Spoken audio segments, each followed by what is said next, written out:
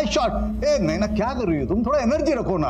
Aaradhya, I like it, लेकिन game है ना इतना लंबा नहीं चलना चाहिए, थोड़ा थोड़ा इंप्रूवमेंट करो। और देखो क्या है, ये बैकहैंड है ना, ये बैकहैंड को हम ये ऐसा पकड़ा हमने और ये हमने ये स्ट्रोक दिया, समझिए, ये स्ट्रोक दिया।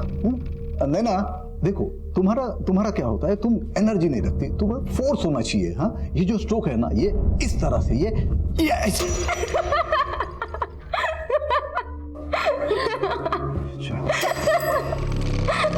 ओके ठीक, आज प्रैक्टिस यही खत्म करते हैं, कल फिर मिलते प्रैक्टिस पे।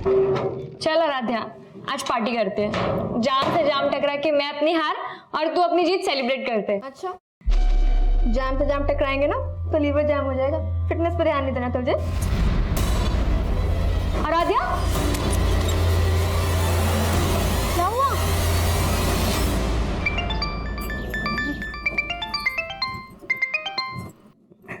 हाँ जी बोलो। 5 बज रहे हैं और आराध्या अभी तक घर नहीं आई। अच्छा, तो आपके बेटे ने आराध्या की आपको सारी खबर दे दी? हाँ तो भाई है तो फिक्र तो होगी ना उसको। और तुमने माँ की क्या किया, उल्टा उसको क्लब का मेंबर बनवा दिया और तब से पैर नहीं टिकते उसके घर पे। अरे भगवान ने इतनी टैलेंटेड बच्ची दी है तो ऊपर वाले का शुक्रिया अदा करो, और ये रोक टोकना अच्छी बात नहीं है। तो अब कहाँ पे झंडे गाड़ रही है? देखो, लीवर की फिक्र होना तो ठीक है, लेकिन दिल का भी ख्याल रखना चाहिए। मौसम देखो यार कितना अच्छा है, ये लो। बस तल्ली नहीं होना मुझे, घर भी तो जाना है। ओ हेलो, हमें कौन सा शमशान जाना है? बारिश है, बियर है, तुझे और क्या चाहिए? चल अब आइए ना, तो अच्छे से एंजॉय करके जा। एंजॉय तो तब करूंगी ना जब कंट्रोल में रहूंगी। कंट्रोल? अरे मैं हूँ ना, मैं करता हूँ तुझे कंट्रोल। आजा, नहीं पीना यार प्लीज। आजा आजा आजा आजा आजा। सुपर हीरो तो होगा नहीं जो ये छत से कूदने के जीन्स आ गए तेरे अंदर हैं? चिल कर यार, मैं तो बस ये कह रहा था कि ये रिस्की खेल बंद कर एंड हैव सम फन। चल देख। ओ हेलो, तू बड़ा ब्लश कर रही है, जानती है क्या उसे? जानती तो नहीं, पर लड़का जानने लायक है। अपने बॉयफ्रेंड के सामने फ्लर्ट कर रही है। आज तू पीने के लिए ब्लैकमेल कर रहा था, कल को जीने के लिए ब्लैकमेल किया तो तेरे साथ रिस्क बहुत है, समझा? कोई रिस्क नहीं है पापा, आप तो ऐसे डर रहे हैं जैसे दूसरी लड़कियां जॉब ही नहीं करती। होटल में वेटर का काम करके बड़ा नाम रोशन कर रही मेरा, और रोज रात को 12-12 बजे तक घर आती है। देख मंजू, ये सब नहीं चलेगा। पापा, आप खुद तो मेरी पढ़ाई का खर्चा उठा नहीं पाते, अब क्या मैं खुद की पढ़ाई के लिए पार्ट टाइम जॉब भी नहीं कर सकती? बोल तो ऐसे रही है जैसे तुझे अनपढ़ छोड़ रखा है मैंने। बीए करवा दिया ना, अब इसके आगे ना तू पढ़ाई करेगी ना जॉब करेगी, समझी?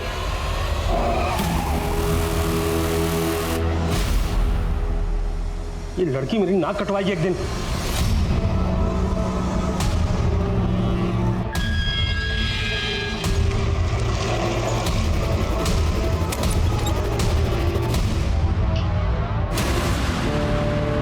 हेलो पापा, आराध्या घर पे ही है। जैसे कल रात को आपने उसकी क्लास ली थी ना, बस वैसा ही करो उसके साथ, लाइन पे आ जाएगी। अब वो चाहे कुछ भी कर ले, मुझे उस संकी से बात ही नहीं करनी है। बाय द वे, ये कहीं उस करण का जादू तो नहीं जो तूने अभिनव से तुरंत ब्रेकअप कर लिया? हाँ, खींच मत यार, मुझे बस अपने गेम पे फोकस करना है। ओह चैंपियन। अच्छा सुन, आज पार्टी में तो आ रही है ना? नहीं यार, घर में पापा ने डिटेन कर रखा है और भाई मेरे पे पहरा दे रहा है, कैसे आऊंगी?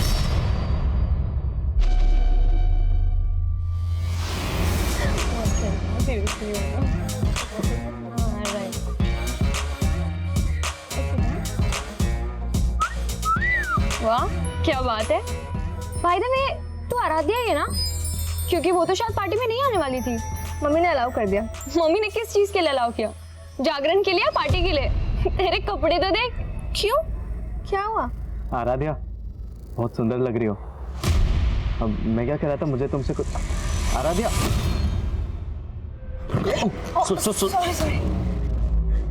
संध्या। आराध्या, संध्या पे तो हम मिले थे। Karan, right? Right. Sense of humour अच्छा है तुम्हारा। वैसे क्या हुआ आज, चोर पुलिस खेल रहे हो बॉयफ्रेंड गर्लफ्रेंड? अभिनव मेरा बॉयफ्रेंड नहीं है, he is just a friend. Okay.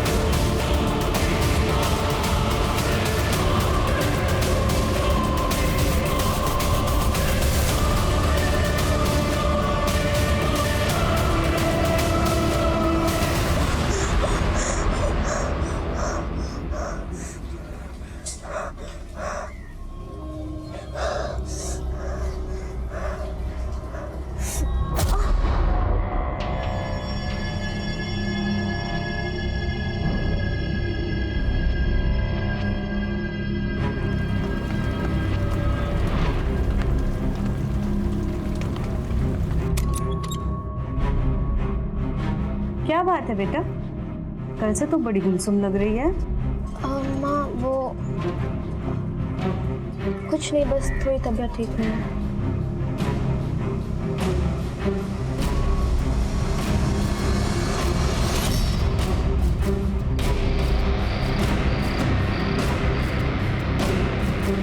ज्यादातर रेप विक्टिम्स अपनी तकलीफ अपनों से भी नहीं बता पाते, पर ऐसे मामलों में विक्टिम की मेडिकल रिपोर्ट एक इंपॉर्टेंट एविडेंस होती है और एफआईआर में की गई देरी इस एविडेंस को मिटा सकती है। आराध्या ने अपने परिवार को भी ये बात 3 दिनों बाद बताई, लेकिन तब तक बहुत देर हो चुकी थी। शराब, पार्टी और लड़के, इसके अलावा कुछ सोचता है तुझे? ये तो होना ही था तेरे साथ। बस कर अंश, इसका रो रो करके पहले ही बुरा हाल है और तू है कि इसको कोसे ही चला जा रहा है। पर तू क्या कर रही है सुहासिनी? अभी भी अंश को रोक रही है तू। बड़ा बोल रही थी ना, बड़ी टैलेंटेड लड़की पैदा की है। अरे हमारी इज्जत खराब करने के लिए पैदा हुई है ये। अब कुछ बोलेगी? कौन था वो? क्या नाम था उसका? कुछ बोलेगी? पापा नाम क्या? इसको तो उसकी शक्ल तक याद नहीं है। क्या? हाँ, नशे में टूल थी। मुझे तो लगता है दारू के साथ ड्रग्स भी लेना चालू कर दिया इसने। ड्रग्स नहीं लिया था मैंने, बस थोड़ी सी बियर पी ली थी। ऐसे बोल रही जैसे बहुत महान काम किया इसने। हाँ मैंने गलती की पापा, पर उसका मतलब ये नहीं कि कोई भी मेरा रेप कर देगा। 3 दिन से इसीलिए चुप थी कि मुझे पता था आप मुझे गलत समझोगे, और जिसने गलत किया है उसे कोई भी नहीं कोस रहा है। अरे तो कोसने के लिए कोई होना चाहिए ना। अब वो जो भी है उसे पुलिस ढूंढेगी। हाँ हाँ, तू तो बड़ी मिनिस्टर की बेटी है, पुलिस तेरे इशारे पे काम करेगी। क्या बोलेगी पुलिस को तू? तुझे उसका नाम, उसकी शक्ल कुछ तो याद नहीं है, तो चुपचाप घर पे बैठ, कहीं जाने की जरूरत नहीं है।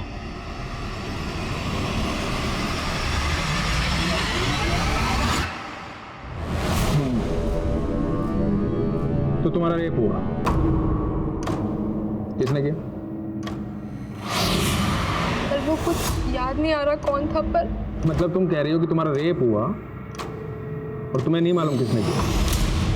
सर दरअसल उस दिन ये होश में नहीं था। सर एक्चुअली उस दिन मैं एक पार्टी में गई थी और मैंने वहाँ थोड़ी सी बियर पी ली थी, पर इतना नशा मुझे पहले कभी भी नहीं हुआ था जितना उस रात को हुआ मुझे। मतलब ये सब पार्टी में हुआ? नहीं सर, पार्टी में नहीं हुआ। मुझे याद है अच्छे से कि पार्टी के बाद घर जा रही थी और मुझे बहुत तेज चक्कर आ रहे थे, बहुत सर दुख रहा था और फिर कुछ भी समझ नहीं आया था कि मेरे साथ हो क्या रहा है। और फिर अचानक से मैं वहीं पे बेहोश हो गई और जब मुझे हल्का सा होश आया और फिर अचानक पता नहीं मैं कैसे उसी रोड पे पहुंच गई जहाँ पे मैं बेहोश हुई थी।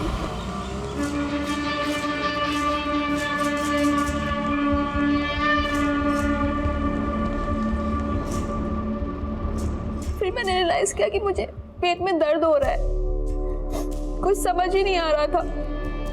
फिर मुझे एक टैक्सी दिखी और मैं टैक्सी लेके घर चली गई। कब हुआ है सब? 4 दिन पहले। मतलब तुम्हारा रेप हुआ आराध्या और तुम्हें यहाँ आने में 4 दिन लग गए? सर मैं नहीं समझ पा रही थी कि मैं कैसे आपको ये सब बताऊंगी। मतलब तुम कंफ्यूज थी?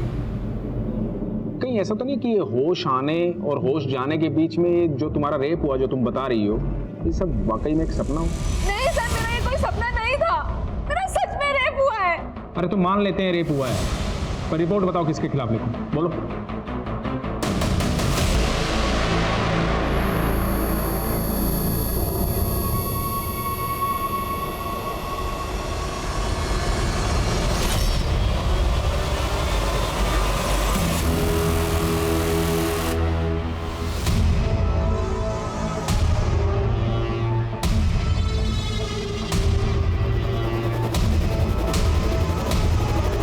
देख लिया ना पुलिस के पास जाके?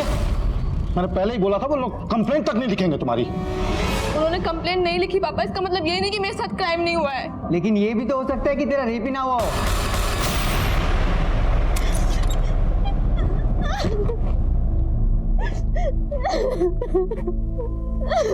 बस बस कर, चुप हो जा। अंश और तेरे पापा कुछ भी बोले, लेकिन मैं तेरी लड़ाई लड़ूंगी।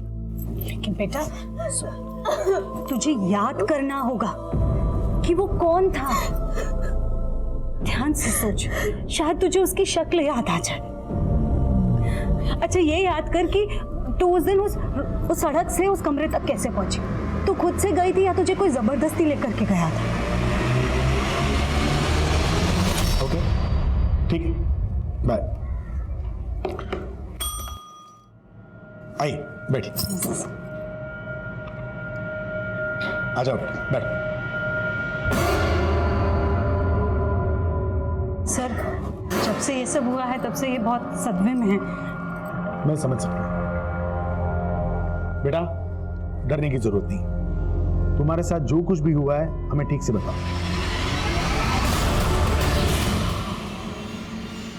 पानी, आराम से, डरने की जरूरत नहीं।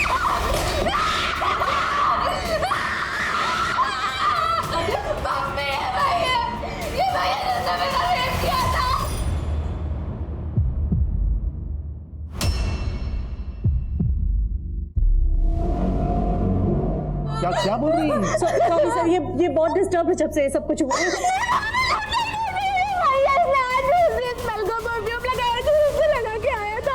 क्यों? आपकी बेटी का दिमाग तो सही है ना? क्या बोल रही है ये?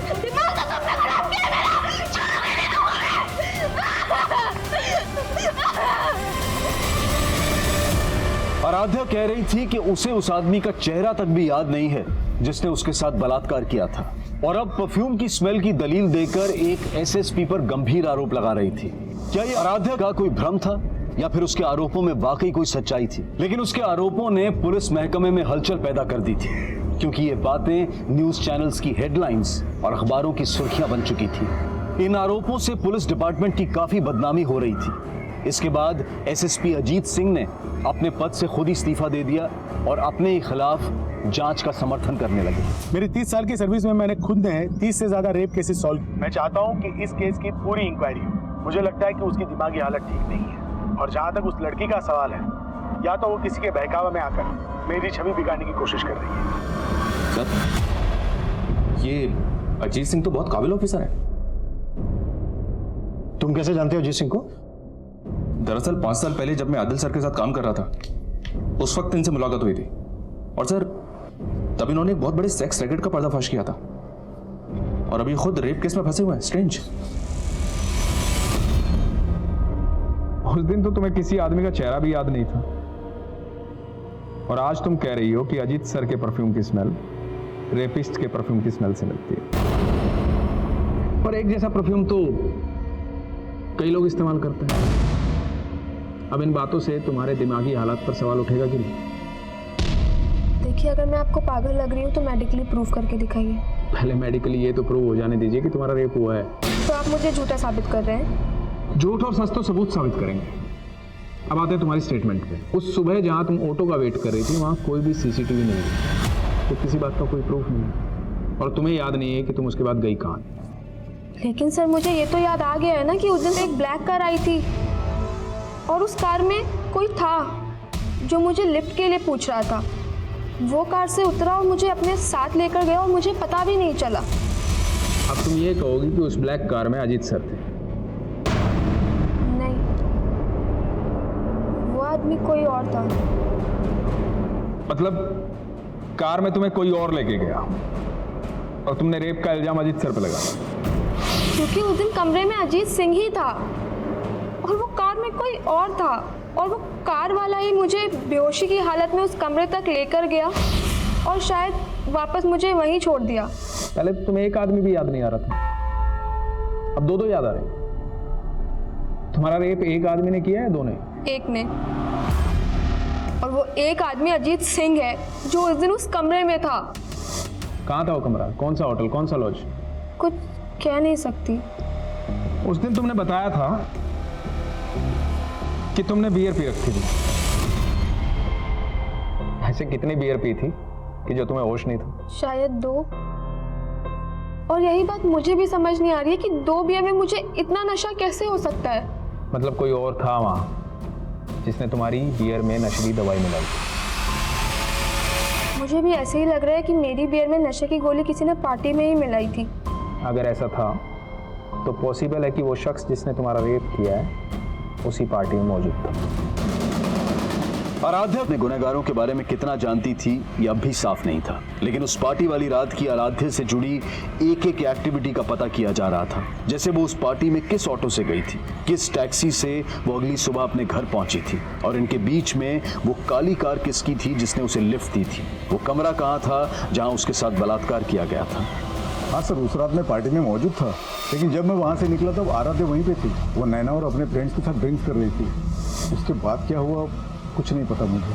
सर आराध्या तो पार्टी में भी नहीं आने वाली थी। क्यों? सर एक्चुअली आराध्या के पापा बहुत स्ट्रिक्ट है, वो उसे कहीं नहीं जाने देते, लेकिन उसकी मम्मी बहुत सपोर्टिव है, तो उसकी मम्मी ने उसे बाद में अलाउ कर दिया था। ये आराध्या पार्टी बनने से तुमसे पहले चली गई थी या बाद में? सर वो पहले ही चली गई थी, लेकिन हाँ सर मैंने बाद में अभिनव को उसके पीछे जाते हुए देखा था। ये अभिनव कौन है? सर अभिनव आराध्या का बॉयफ्रेंड है। हाँ सर, तो उसने मुझसे ब्रेकअप किया था, लेकिन सर उसने मुझ पर कोई भी रेप एलिगेशंस नहीं लगाए। लेकिन तू उसके पीछे तो गया था, शायद किसी को देखा उसके पीछे।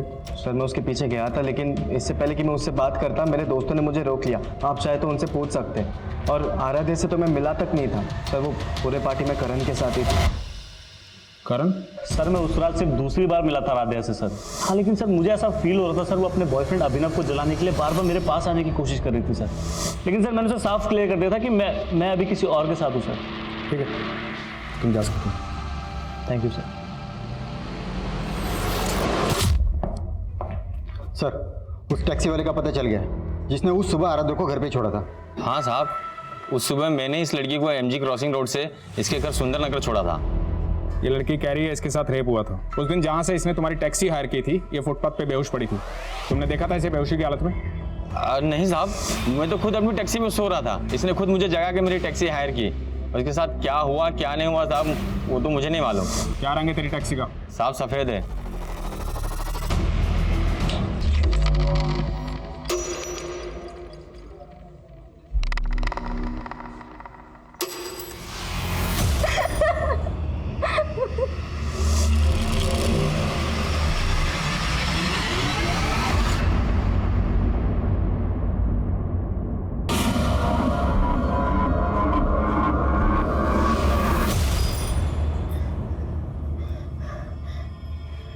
याद आया मम्मी, उस घर का मेन गेट का कलर ब्लू था, जहाँ पे मुझे वो ब्लैक कार लेके गई थी।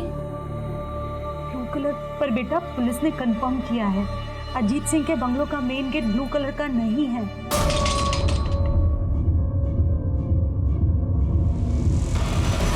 लेकिन मैंने रेप उसी ने किया है मम्मी, और जिस घर का गेट ब्लू था अजीत सिंह मौजूद था वहाँ पे। अच्छा ठीक है, तू ये याद करने की कोशिश कर कि उस ब्लैक कार में कौन आदमी था।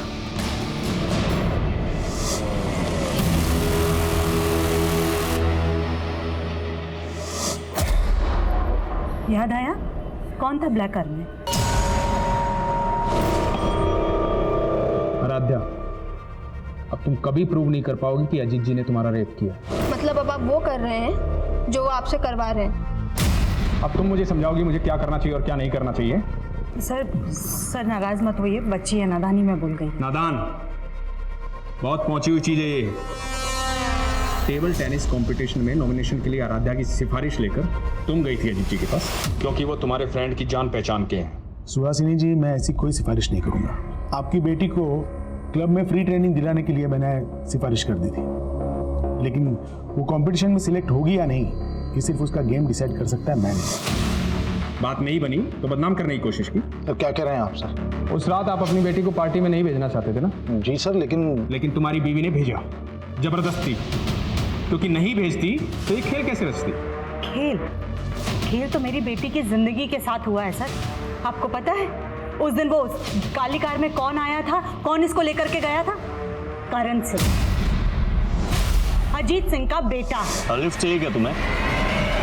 तो अपनी दलील को पुख्ता करने के लिए अजीत जी के बेटे को फ्रेम कर रही हो तुम। कोई नहीं सुनेगा तुम्हारी कहानी। मतलब मेरा रेप आपको अब कहानी लग रही है? बहुत कहानी है तुम्हारे पास। मेडिकली प्रूव हो चुका है कि तुम्हारे साथ कोई जबरदस्ती नहीं हुई, और सेक्सुअली एक्टिव तो तुम पहले से थी ना। क्या कह रहे हैं सर आप? कुछ भी बोले जा रहे हैं? पूछो अपनी बेटी से, अपने एक्स बॉयफ्रेंड अभिनव के साथ इसके फिजिकल रिलेशन थे या नहीं? सच क्यों नहीं बोल रही? हाँ बन गए थे अभिनव के साथ मेरे रिलेशन, लेकिन 19 मार्च की सुबह मेरा रेप हुआ था और अजीत सिंह ने ही मेरा... वो उस दिन इंदौर में थे ही नहीं। मैं वहाँ नहीं था जहाँ उस लड़की का रेप हुआ, क्योंकि मैं यहाँ से 300 किलोमीटर दूर भोपाल के नुसरतगंज में था।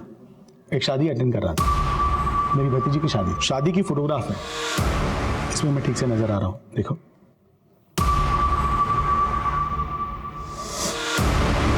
अपने एलिगेशन वापस लो, नहीं तो इस केस में उल्टे बुरी तरह फंस जाओगे।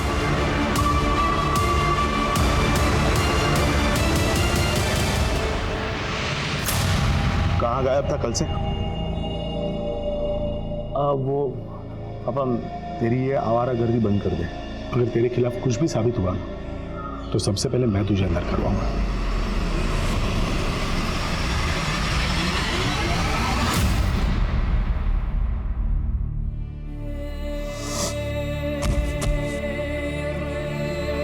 तुम लोग ओवररिएक्ट कर रहे हो। ये भी तो हो सकता है कि कोई आराध्या,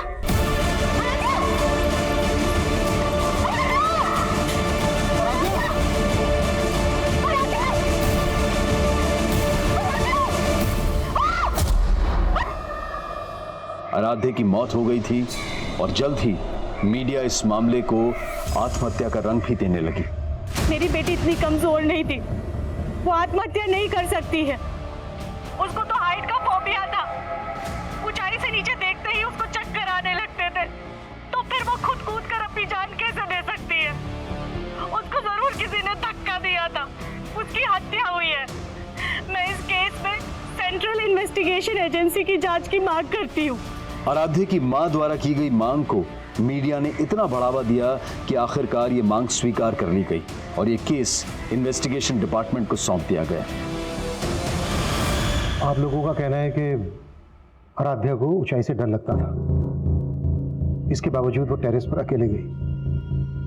क्यों गई होगी वो टेरेस पर? सर ऐसे ही गई थी, लेकिन कभी भी वो मुंडेर के पास नहीं जाती थी। आप लोग कहाँ थे उस वक्त? हम सब लोग यहाँ नीचे थे और तभी अचानक से आराध्या की चीखने की आवाज सुनी और जा करके देखा तो सर अगर आराध्या खुद कूदी होती तो फिर वो चीखती क्यों? उसको जरूर किसी ने धक्का दिया था। पक्का उस अजीत सिंह और उसके बेटे का ही हाथ है इसमें। आप लोगों के कहने का मतलब है कि एसएसपी अजीत सिंह और उनके बेटे करण ने किसी को आपके टेरेस पर भेजा, उसने आराध्या को धक्का दिया। लेकिन आप लोगों के घर पर होते हुए आपके टेरेस पर कौन आ सकता है?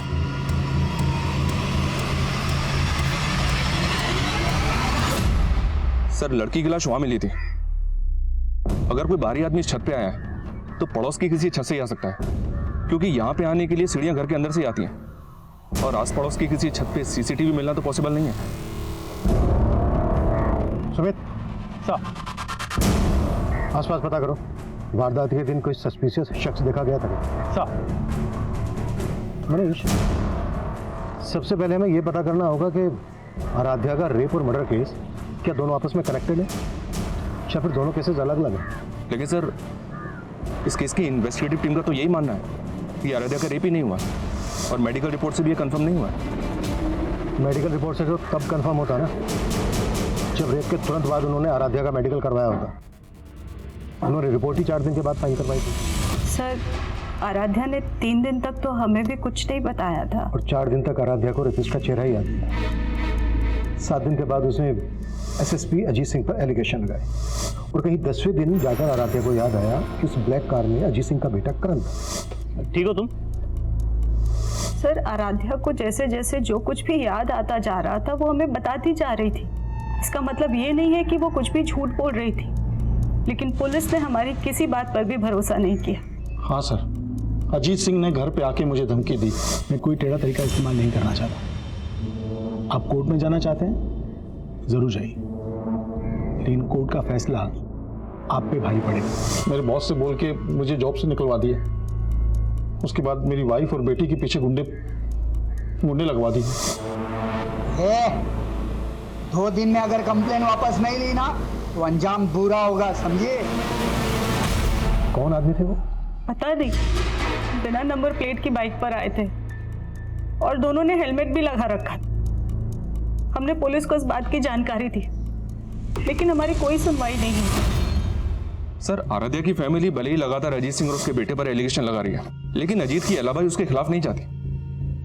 ये देखिए सर, 19 मार्च को अजीत सिंह भोपाल में शादी में शामिल हुआ था, और ये बात सही है सर, मैंने कंफर्म किया है।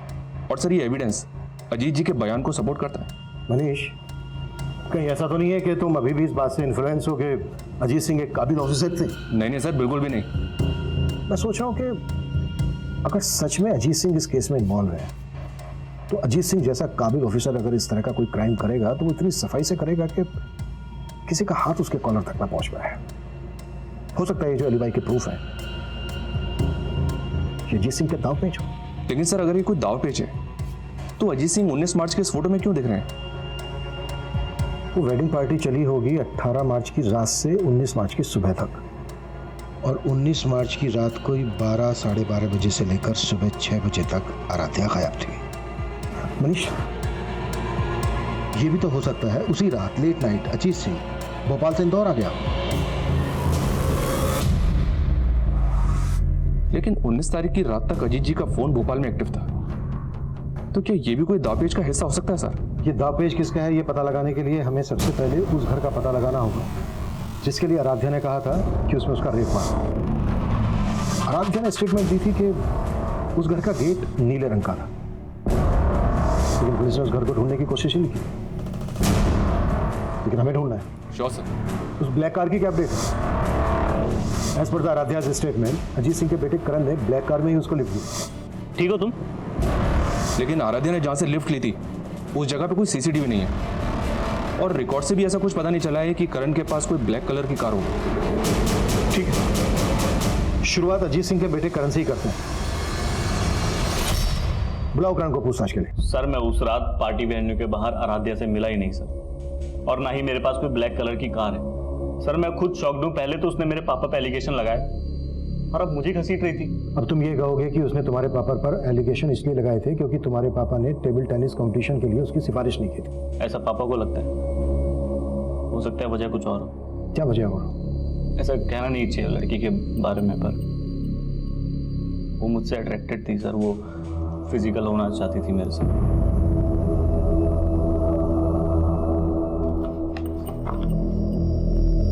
लेकिन तुमने अपने एक बयान में कहा था कि तुम आराध्या से सिर्फ 2 ही बार मिले थे। हाँ सर 2 ही बार मिला था, और सर दूसरे बार ही मुझे ऐसा सिग्नल देने लगी सर। मैं तुम अपनी गर्लफ्रेंड के साथ लॉयल हो या फिर मैं पसंद नहीं तुम्हें? एक मिनट सॉरी आई कांट। मैंने उसे साफ मना कर दिया। हो सकता है उसकी ईगो हर्ट हुई हो सर। आप खुद सोचो सर, अगर मुझे कुछ करना होता तो मैं तब नहीं करता। ऊपर से उसने ऐसे कहा कि मैं उसे अपने पापा के पास ले गया।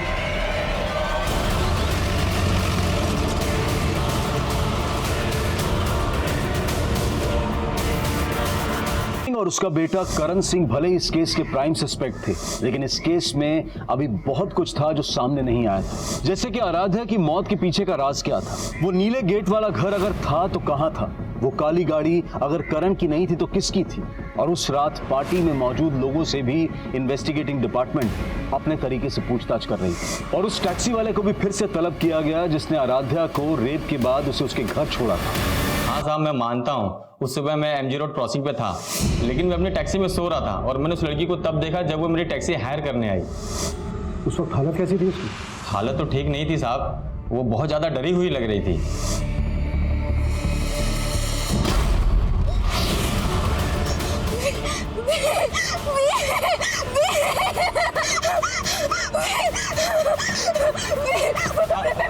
अरे क्या हुआ मैडम?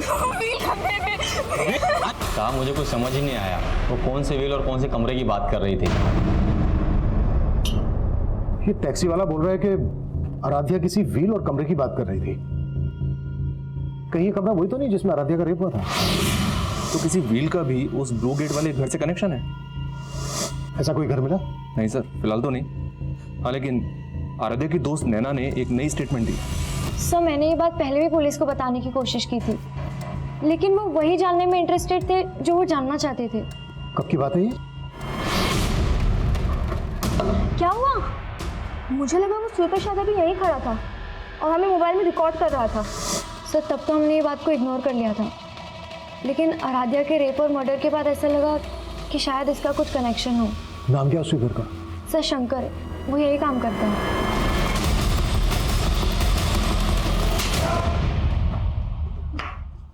मैंने क्या किया सर? शंकर ने स्टेटमेंट दिया तेरे खिलाफ। स्टेटमेंट? कैसा स्टेटमेंट? कि सफाई के बहाने शंकर को तूने गर्ल्स लॉकर रूम के पास भेजा। पैसे दिए थे तूने शंकर को आराध्या का वीडियो निकालने के लिए। नहीं, शंकर झूठ बोले। शंकर झूठ बोले। कैसा वीडियो? वही वीडियो जो उसने तुझे भी सेंड किया था। उसकी मैसेज हिस्ट्री निकाली हमने और तेरी हिस्ट्री भी निकाली। इससे पहले भी कई लड़कियों ने कंप्लेन की थी ना तेरे खिलाफ। यकीन कीजिए सर, मैंने कुछ नहीं किया। आराध्या को लेकर तेरी बुरी नियत थी ना? मैंने शंकर को पैसे दिए थे वीडियो रिकॉर्ड करने के लिए, लेकिन आराध्या के साथ मैंने कोई गलत काम नहीं किया सर। इसी वीडियो के बल पे तू ब्लैकमेल कर रहा था ना आराध्या को? तूने रेप किया ना आराध्या का? तेरे ही कहने पर आराध्या एसएसपी अजीत सिंह और उसके बेटे करण पर एलिगेशन लगा रही थी ना? नहीं सर, मैंने ऐसा कुछ नहीं किया सर। मैंने नहीं किया ऐसा नहीं किया सर ये सुधाकर तो वहीं का वहीं अटका हुआ है। करण और अजीत से भी इसके ऐसे किसी इशू का पता नहीं चला है जिससे लगे कि सुधाकर की ब्लैकमेलिंग की वजह से आराध्या करण और अजीत पे एलिगेशंस लगा रही थी। मनीष, ये सिर्फ मेरी थ्योरी है। इसका मतलब ये नहीं है कि अजीत सिंह और उनके बेटे करण को मैं शक के दायरे से बाहर कर रहा हूं। सर एक थ्योरी मेरी भी है। अगर हम लोग ये मान लें कि आराध्या की संदिग्ध मौत और उसका रेप केस दोनों अलग अलग हैं, तो हम आराध्या की फैमिली को क्लीन चिट नहीं दे सकते। आराध्या का भाई और फादर तो चाहते ही नहीं थे कि आराध्या केस फाइल करे। वो तो आराध्या ने फोर्स किया तो अंत में जाकर केस फाइल हुआ। और शायद इसीलिए आराध्या को छत से गिराकर मार दिया गया। सिर्फ इस थ्योरी के बेसिस पे हम इनको इंट्रोगेट नहीं कर सकते। देखो कुछ मिलता है क्या इनके खिलाफ?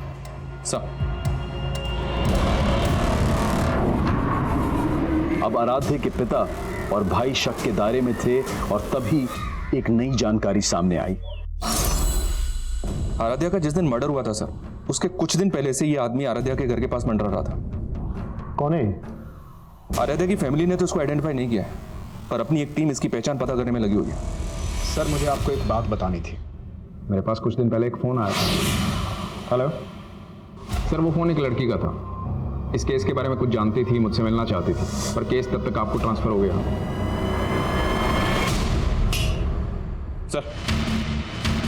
सर पीआई राजेश मौर्य ने जिस लड़के का नंबर दिया था, वो नंबर किसी मंजू नाम की लड़की का था। लेकिन कुछ दिन पहले मंजू की एक रोड एक्सीडेंट में मौत हो गई। जी हाँ सर। और चौंकाने वाली बात यह है कि राजेश का ऐसा मानना था कि वो लड़की उन लोगों को जानती थी जिनके प्रेशर में आराध्या ने अजीत पर रेप केस लगाए थे। अगर इंस्पेक्टर राजेश को ये बात पहले से पता थी तो उसने ये बात हमें बताने में इतना टाइम क्यों लगा दिया? Manju hit and run case Narendra Nagar थाने में आया था, और जिस टेम्पो से मंजू का एक्सीडेंट हुआ था उस टेम्पो का भी अभी तक पता नहीं लगा पाए ये लोग। और सर वो लोग ऐसा मान रहे हैं कि मंजू जानबूझ के टेम्पो के आगे आई, क्योंकि मंजू के फादर ने स्टेटमेंट दिया था कि मंजू ने पहले भी सुसाइड करने की कोशिश की थी। मंजू के फादर से मिलना पड़ेगा।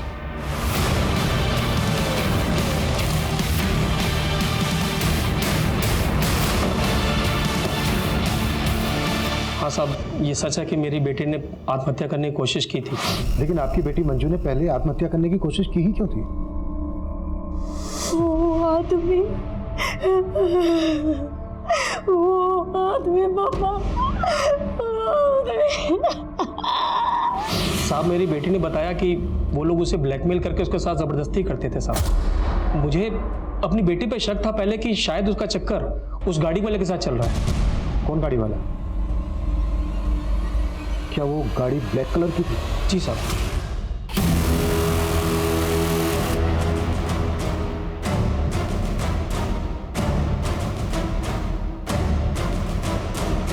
फिर साहब मैंने उस कार का पीछा किया जिस कार में मेरी बेटी थी, और वो कार एक कोठी में घुस गई। मैं कोठी में जाने की कोशिश की, लेकिन साहब वॉचमैन ने मुझे अंदर जाने नहीं दिया। कहाँ है वो कोठी? सब आराम नगर में है साहब। जिस कोठी की बात तुम कर रहे हो, ब्लैक कलर की कार जिस कोठी में घुसी थी, उस कोठी का गेट नीले रंग का।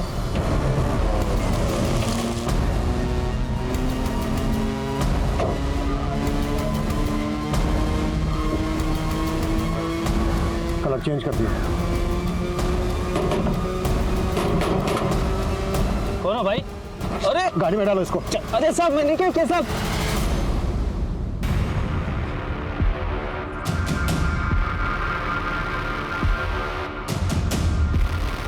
ये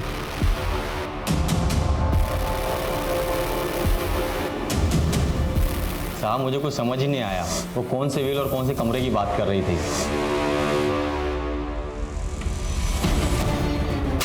किसका घर है ये? क्या होता है यहाँ पे? साहब का घर है। कौन से साहब का घर है ये? अब सफाई देने के लिए कुछ नहीं बचा। बेनामी संपत्ति का वो घर जब्त हो चुका है और तुम्हारा वफादार खबरी मुकेश उठा लिया उसको। मुकेश सब कुछ कबूल कर चुका है। क्या कबूल कर चुका है? यही कि मेरे कहने पर उसने उस लड़की को छत पे से फेंक कर मारा। हाँ, मैंने करवाया उस लड़की का मर्डर, क्योंकि उस लड़की ने मेरा जीना हराम कर दिया था। मेरा 30 साल का बेदाग करियर खाक में मिला दिया था। लेकिन इससे ये कहाँ साबित होता है कि मैंने उस लड़की का रेप किया? अजीत सिंह एक बहुत ही पावरफुल और पहुंच वाला ऑफिसर था, इसलिए आईडी के लिए यह बेहद जरूरी था कि वो उसके खिलाफ पुख्ता सबूत जुटाए। आईडी की टीम ने क्राइम सीन की फोरेंसिक जांच करवाई और वहां उन्हें आराध्या, अजीत और कुसुम तीनों के ही डीएनए के ट्रेसेस मिले और उस प्रॉपर्टी की डिटेल से यह भी पता चल गया कि वो बंगलो अजीत सिंह की ही एक बेनामी संपत्ति थी। तुम मुंह खोलेगा या फिर मैं मेरे तरीके से मुंह खुलवाऊं तेरे से? गर्मी मत दिखाओ जिंदल, गर्मी अच्छे अच्छे को खा जाती है, मुझे भी खा गई। औदा मिलते ही अंदर की सारी बुरी आदतें उबाल मारने लगती हैं। मुझे लड़की की आदत थी और मेरे बेटे को ड्रग्स की। मैंने कई बार कोशिश की कि उसकी ये आदत मैं छुड़वाऊं, लेकिन बाद में हम दोनों ने संधि कर ली। मैं उसकी आदतें पूरी करता था और वो मेरी जरूरत है। सर मंजू, मैंने उससे दोस्ती करी, उसे लगा मैं उससे प्यार करता हूँ, लेकिन मैं उसे अपने पापा के पास ले गया था। मंजू कमजोर थी, उसे मजबूर करना बहुत मुश्किल नहीं था, लेकिन आराध्या नखरीली क्रीम थी। करण को उसके लिए बहुत पापड़ बेलने पड़े। सर वो पार्टी में आराध्या के बियर में मैंने ही नशे की गोली मिलाई थी सर। पार्टी के बाद जब आराध्या घर को निकली तो मैं उसके पीछे गया। मैंने देखा सर वो ऑलमोस्ट बेहोश सी पड़ी थी रास्ते में। मैं उसे लिफ्ट दी और पापा के पास ले गई। तुझे लगा कि आराध्या तुझे कभी पहचान नहीं पाई, लेकिन आराध्या ने तुझे पहचान लिया, वर्दी उतरा दी तेरी, और ये बात तेरे से बर्दाश्त नहीं हुई। हाँ, नहीं हुई मुझसे बर्दाश्त, और ये बात भी मुझसे बर्दाश्त नहीं हुई कि मेरा ही डिपार्टमेंट मेरे पीछे हाथ धो करके पड़ा था। और खबरी मुकेश मेरा पुराना वफादार, और उसने मेरे कहने पर आराध्या को खत्म कर दिया। मंजू को भी तूने मरवाया ना? मंजू सर पे चढ़ने लगी थी। आराध्या की हिम्मत देखकर उसे भी हिम्मत आने लगी थी। उसने इंस्पेक्टर राजेश को फोन कर दिया। हेलो, ये बात मुझे पता चल गई और मौका देखते ही मैंने उसे भी। पुलिस रक्षक होती है, भक्षक नहीं, और एक बाप अपनी औलाद को सही रास्ते पर लाता है, गलत रास्ते पर नहीं। तूने अपने बेटे को अपने निजी स्वार्थ के लिए गलत रास्ते पर लाया।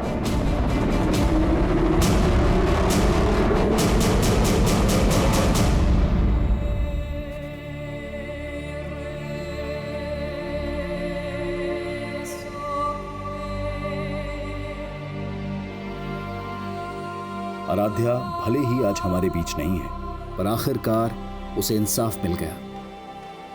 कहते हैं कि पावर अक्सर इंसान को करप्ट बना देती है, और जब अजीत सिंह जैसे पावरफुल पुलिस अधिकारी इस तरह के अपराधों में लिप्त पाए जाते हैं तो समाज में अराजकता का माहौल पैदा हो जाता है। एक आम नागरिक का भरोसा डगमगा जाता है।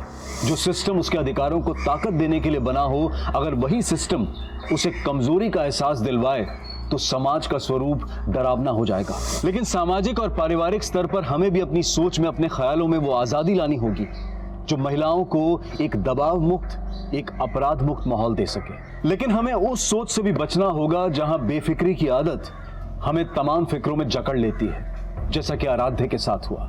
जिंदगी शौक से जीना अच्छी बात है, लेकिन शौक पूरे करते वक्त इतने भी बेखौफ ना हो जाएं कि हमें अपने आसपास खतरे की दस्तक भी न सुनाई दे। अब मैं अनूप सोनी आपसे विदा लेता हूं, फिर मुलाकात होगी क्राइम पेट्रोल सतर्क में एक और नए केस के साथ। तब तक अपना और अपने परिवार का ख्याल रखें, सतर्क रहें, सुरक्षित रहें और देखते रहें क्राइम पेट्रोल सतर्क। जय हिंद।